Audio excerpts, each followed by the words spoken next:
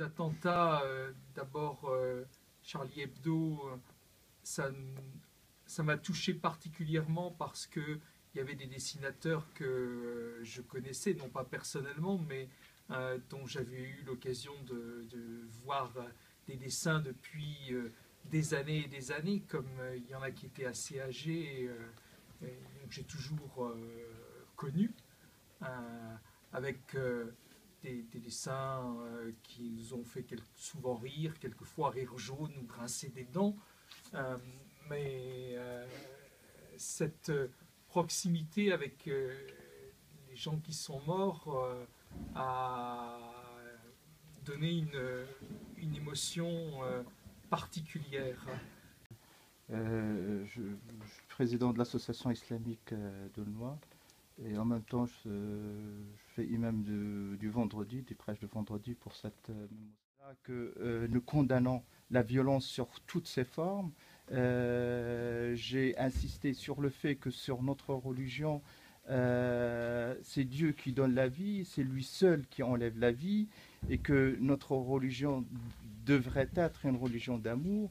Et donc, si ces gens qui étaient ce jour-là, ils n'ont pas prononcé Allahu Akbar ou une référence à l'islam, j'aurais dit, mais c'est des délinquants, comme partout où il y en a des délinquants qui font des atrocités, ou des bêtises ou des atrocités, mais malheureusement, effectivement, le fait de faire référence à notre religion, on se voit devoir expliquer, montrer aux gens que c'est tout à fait différent ce qu'on voit ou ce que ces gens essayent de montrer ou le message qu'ils voulaient passer, qui est complètement différent de notre religion. Et Dieu merci, heureusement.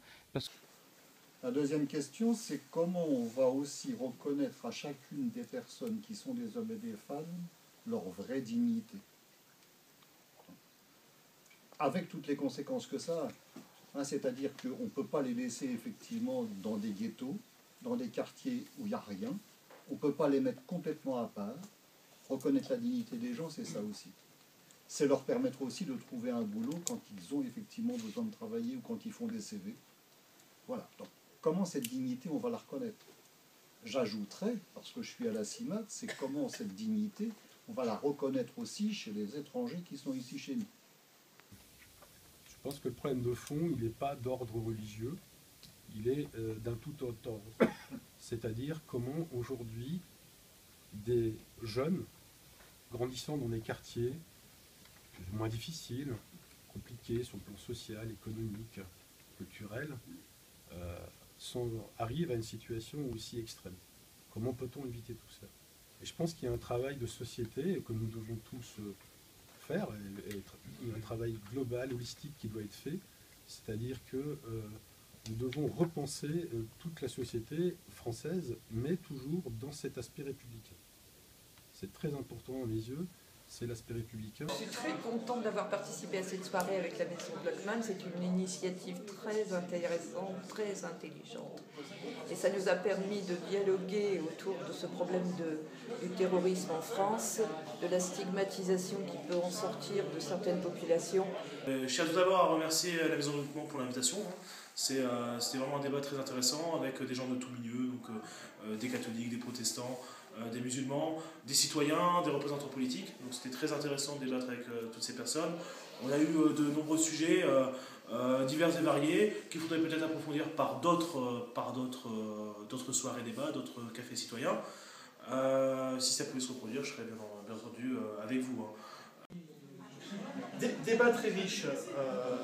Parfois, sortant un peu du sujet de la République, mais je pense que chacun reste encore un petit peu dans l'émotionnel des événements qui ont eu lieu.